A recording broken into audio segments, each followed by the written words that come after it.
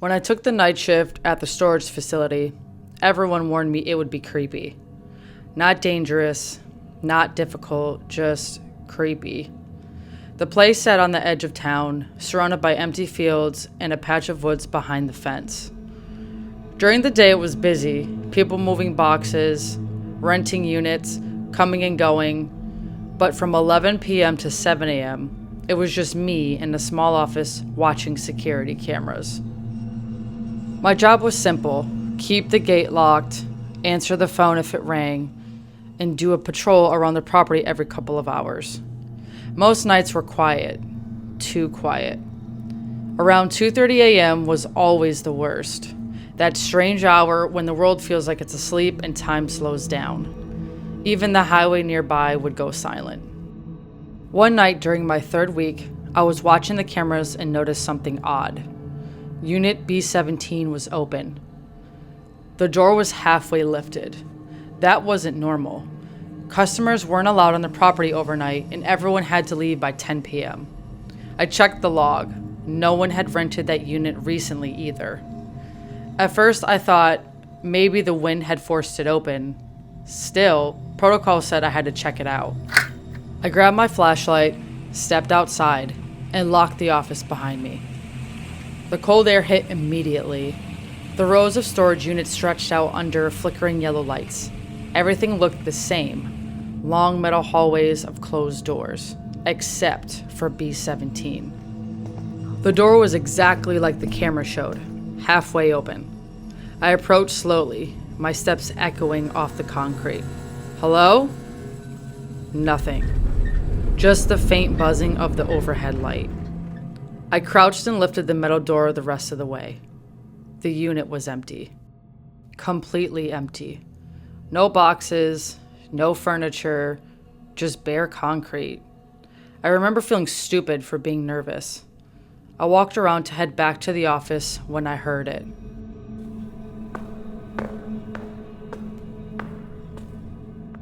Footsteps behind me.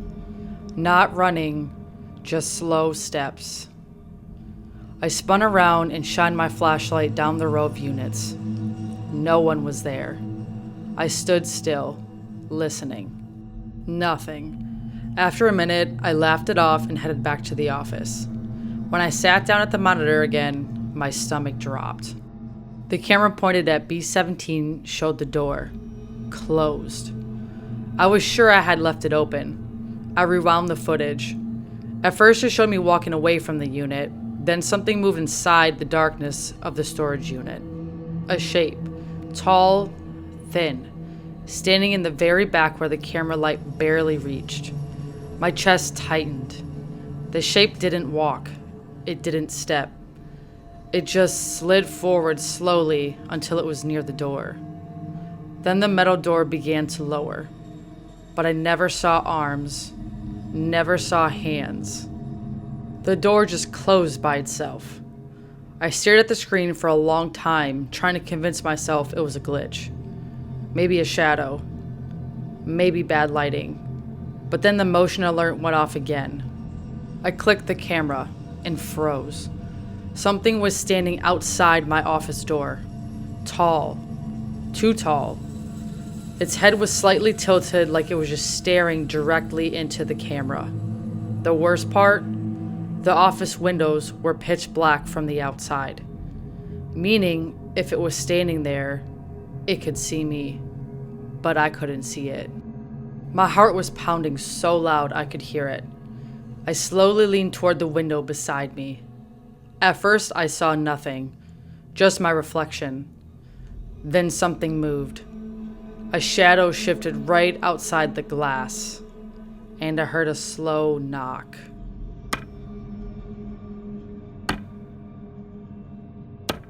I didn't open the door. I didn't move. I just watched the camera. The thing stood there for almost 10 minutes. Then it turned and walked away behind the storage units. When morning came, I checked the camera footage again. The moment the sun started rising, the figure disappeared behind a row of units. But when I pulled up the next camera, there was nothing there. No person, no animal, no movement. Just empty rows of storage doors. I quit that job 2 days later, but the creepiest part? A week after I left, I got a call from my manager asking if I had ever noticed something strange during my shifts. I told him about the footage. There was silence for a moment. Then he said something that still gives me chills. Yeah, you're the third night guard who mentioned someone standing outside the office. But the weird part is, the cameras outside the office have been broken for months.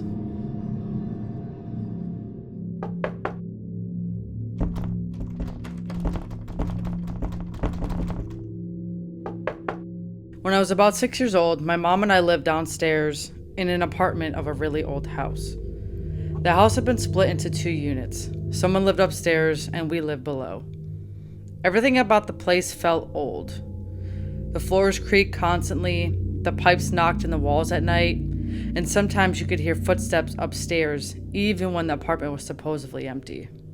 My bedroom was in the very back of the downstairs unit.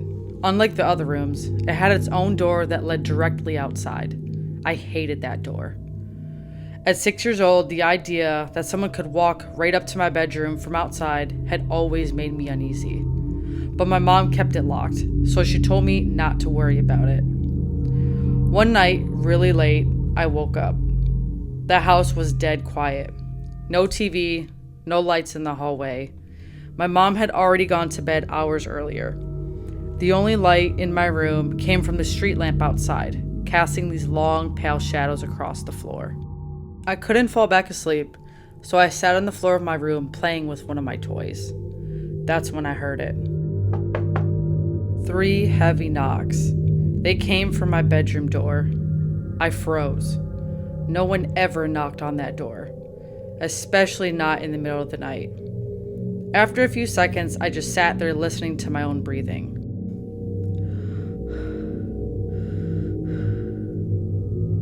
I remember the feeling in my stomach, that weird feeling kids get when they know something isn't right, even if they don't understand why. Then it came again. Slow, patient, like whoever was out there knew I was awake. I stood up and slowly walked toward the door.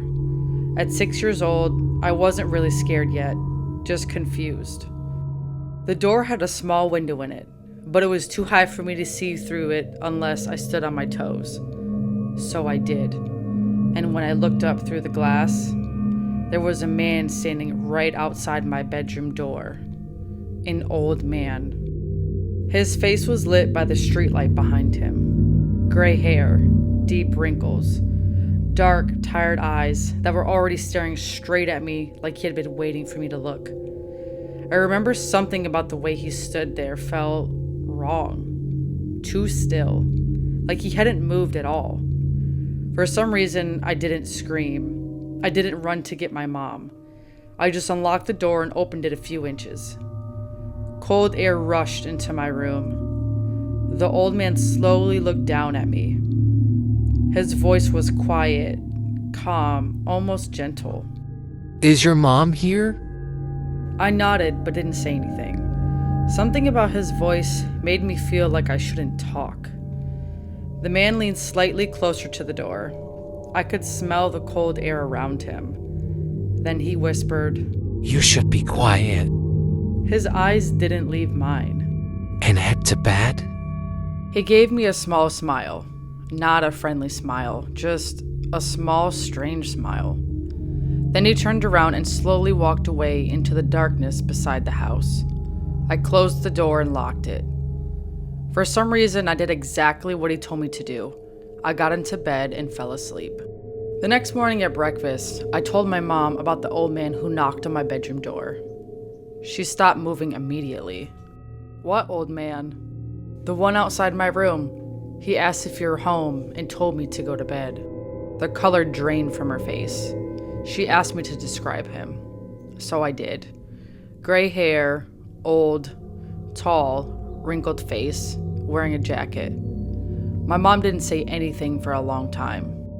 Then she sat down slowly at the kitchen table and told me something that still makes my skin crawl to this day. Years before we moved into this house, the upstairs apartment belonged to a retired firefighter who lived there alone. One night, he died in that apartment. But before he died, everyone he knew said he had a habit. Late at night, he would walk around the property, checking doors and windows to make sure everything was locked and safe, making sure everyone inside the house was okay. My mom told me the way I described the old man matched him exactly. Same gray hair, same face, same old firefighter jacket. The creepiest part, when my mom checked my bedroom door that morning, it was still locked from the inside, which means if someone had been outside that night, there's no way I could have opened the door for them. But I still remember the cold air rushing in, and the old man standing there, telling me to go to bed.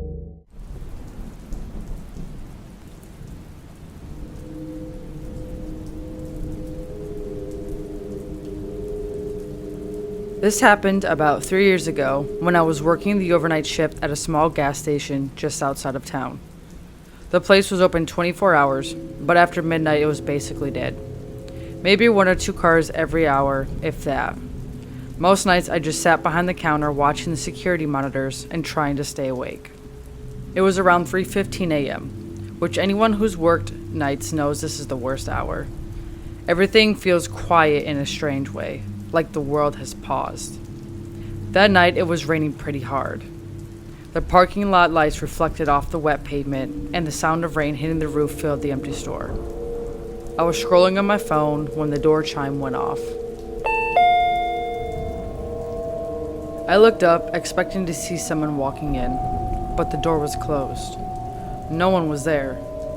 I figured maybe the wind pushed it a little or something. Old doors can do that sometimes. So I shrugged it off and went back to my phone. Then about 30 seconds later, the door chime went off again. This time I stood up and looked directly at the entrance. Still nothing. The door hadn't opened. Now it was starting to feel weird. I walked over to the door and checked it. It was shut tight. The rain outside was coming down even harder now, and the parking lot was completely empty. No cars, no people, nothing. I went back behind the counter, but now I couldn't shake the feeling that something was off. A few minutes later, the phone rang. I picked it up. "Hello, thanks for calling." Silence. At first I thought the line was dead. Then I heard breathing. Slow, heavy breathing. I waited a few minutes and said, "Hello?" The breathing stopped. Then a voice whispered something so quietly I almost didn't hear it. "I see you." My stomach dropped. Who is this? But the line had already gone dead. I immediately checked the parking lot through the front windows. Still empty. The rain made it hard to see past the lights, but I didn't see anyone standing out there. Trying to calm myself down, I told myself it was probably some prank call. Then the door chime went off again. I looked up fast. The door was still closed. That's when something caught my attention. The security monitor behind the counter. It showed the camera angle of the back storage hallway that leads to the employee bathroom and supply room. And on the screen, I saw someone standing there. A man, just standing in the hallway, perfectly still. My heart started racing because there was only one way to get to that hallway. You had to walk past the counter, and I hadn't seen anyone come in. I slowly turned around and looked toward the hallway entrance. From where I stood, I couldn't see down it completely, just darkness. When I turned back to the monitor, the man was closer. He hadn't walked. It was like he had just appeared further down the hallway, closer to the camera, closer to the front of the store. I couldn't make out his face, but I could tell he was staring directly at the camera, which meant he knew I could see him. That's when the phone rang again. I stared at it for a few seconds before picking it up. My voice was shaking a little when I said, hello? The same whisper came through the phone. Turn around. I froze, because the voice didn't sound like it was coming from far away anymore. It sounded close, like it was right outside the corner. I slowly lowered the phone and turned my head toward the hallway, and for a split second, I thought I saw someone standing just at the edge of the darkness, watching me. I blinked, and it was gone. I grabbed the store phone and immediately called my manager. While I was on the phone with him, I locked the doors and stayed behind the counter until the morning shift arrived. When we checked the cameras later, something didn't make sense. The security footage showed the man in the hallway exactly like I saw, standing there, moving closer. But when we checked the front entrance camera, no one ever walked into the store, and the back door never opened either, which means whoever, or whatever that was already inside. If these stories gave you chills, make sure to like and subscribe for more scary stories like these. And if you enjoy what I do and want to support the channel, I do have a Thorn account. The link is in my bio if you'd ever like to send a thank you. But before you go, think about this. If things like this can happen in the middle of the night when everyone else is asleep, who knows what might be happening out there right now. Until next time, stay safe and try not to listen to these stories alone at night.